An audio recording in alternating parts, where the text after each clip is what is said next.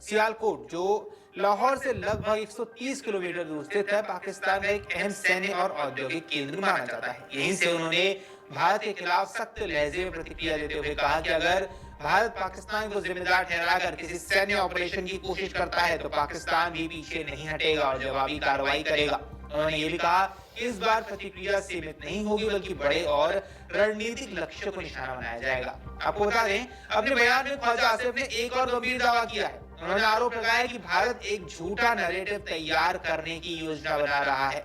उनके मुताबिक ऐसी खबरें हैं कि भारत अपने ही लोगों के कुछ पाकिस्तानियों के माध्यम से एक फर्जी ऑपरेशन को अंजाम देने की कोशिश कर सकता है, जिसमें कुछ शवों को कहीं रखकर दावा किया जाएगा कि वे आतंकवादी थे और उन्होंने कोई बड़ी घटना को अंजाम दिया है। हालांकि आसिफ ने अपने इस आरोप के समर्थन में कोई ठोस सबूत पेश नहीं किया है, जिससे उनके दावे की विश्वसनीयता पर सवाल उठ रहे हैं। और एक बार फिर से ख्वाजा आसिफ ने भारत को गीदड़ भड़की दी है। अभी पहली बार नहीं है जब पाकिस्तान की ओर से इस तरह के आरोप लगाए जाएं, जब इस तरह इसके गीदड़ भड़कियां दी जाएं। इससे पहले भी कई मौकों पर इस तरह के दावे किए जाते रहे हैं, लेकिन अक्सर इनके समर्थन में कोई ठोस प्रमाण सामने नहीं आता है। इसके बावजूद ऐसे बयान दोनों देशों के बीच अविश्वास को और गहरा कर सकते हैं। ख्वाजा आसिफ का बयान दरअसल भारत के रक्षा मंत्री राजनाथ सिंह की हालिया टिप्पणियों के जवाब में आया है। राजनाथ सिंह ने गुरुवार को स्पष्ट शब्दों में कहा था कि मौजूदा हालात में अगर पाकिस्तान की ओर से कोई भी दुस्साहसिक कदम उठाया जाता है तो भारत उसकी प्रतिक्रिया अभूतपूर्व और निर्णायक तरीके से देगा। उनके बयान ऐसे समय पर सामने आए हैं जब दोनों देशों के बीच पहले से ही तनाव बना हुआ है।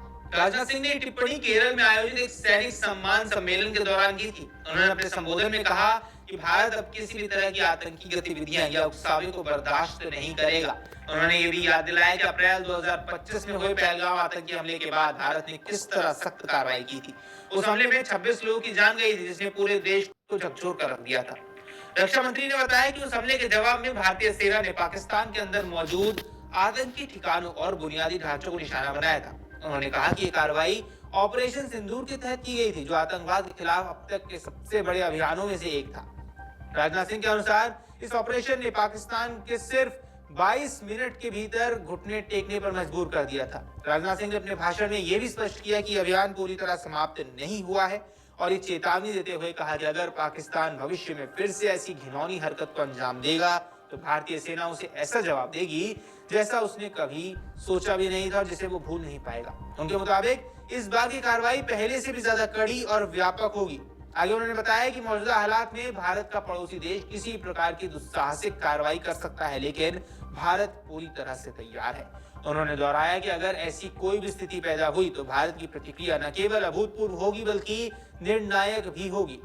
राजनाथ सिंह ने इस दौरान भारत की राष्ट्रीय सुरक्षा व्यवस्था पर भी जोर दिया। उन्होंने कहा कि पीएम नरेंद्र मोदी के नेतृत्व में देश की सुरक्षा व्यवस्था पहले से कई ज्यादा मजबूत हुई है। सरकार की नीतियों और कार्यप्रणाली में आए बदलावों का जिक्र करते हुए उन्होंने कहा कि अब भारत पहले की तरह सिर्फ प्रतिक्रिया देने तक सीमित नहीं है, बल्कि जरूरत पड़ने पर निर्णायक और आक्रामक कदम उठाने से भी नहीं हिचकिचाता है। उन्होंने ऑपरेशन सिंदूर का उदाहरण देते हुए कहा कि अभियान इस बात का प्रमाण है कि भारत अब आतंकवाद के खिलाफ जीरो टॉलरेंस की नीति पर काम कर रहा है। इस ऑपरेशन ने यह भी दिखाया कि भारतीय सेना न केवल तेजी से कार्रवाई करने में सक्षम है बल्कि सटीक और प्रभावी तरीके से अपने लक्ष्य को हासिल करने में भी सक्षम है। इस पूरे घटनाक्रम को देखते हुए अब ये साफ है कि दोनों देशों के बीच बयानबाजी का स्तर लगातार तेज होता जा रहा है।